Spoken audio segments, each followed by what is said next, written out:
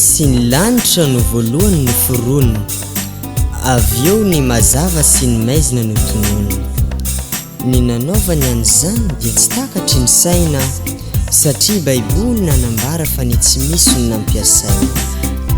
Tamin'ny andro faharoa ireo rano dia niavaka, satria tamin'io no nisy habakabaka, izay nampisaraka ny rano ambony sy ambany. Mahatalanjona tokoa ny nanaovany an'izany. Tena mahagaga tokoa ny fiasany ray, tena mahasoa tokoa ny fiasany ray. Enirebo miandrianao, enirebo miandrianao. Tamin'ny andro fahatelo dia vao maika zava-miafina, satria navahy ny tany maina sy ny ranomasina, na sy ny anana maniry ary manamboa. Ho an'olombelona izy ireny ho fihinany avokoa. Ny kintana mambolana anapaka ny alina, ny masoandro indray ny atoandro dia ilay ora tena marina. Izany no nataony tamin'ny andro fahaefatra, aza maika ny ala tsy mbola tapitra ny resaka. Tena mahagaga tokoa ny fiasany ray, tena mahasoa tokoa ny fiasany ray. Enirebo miandrianao, enirebo miandrianao.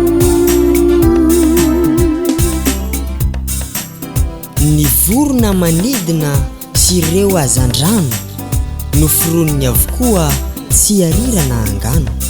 Raha tsy diso aho izay dia andro fahadimy no andro namoronany any izy iny. Ity indray ilay ora iray tsy hiverina, dia tsy inona izany fa ny andro fahaenina. Nanaovan'ireo biby mikisaka mandady, ary ny olombelona no namarana azy. Tena mahagaga tokoa ny fiasany ray,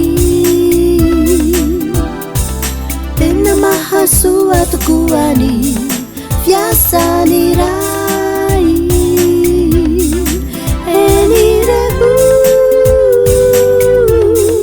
miandrianao, enirebo miandrianao.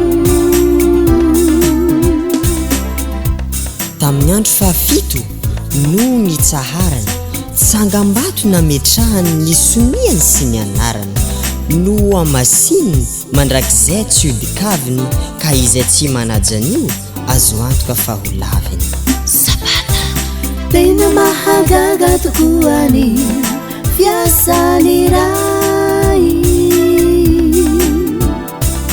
tena mahasoa tokoa ny fiasany ray. Enirebo miandrianao, enirebo miandrianao.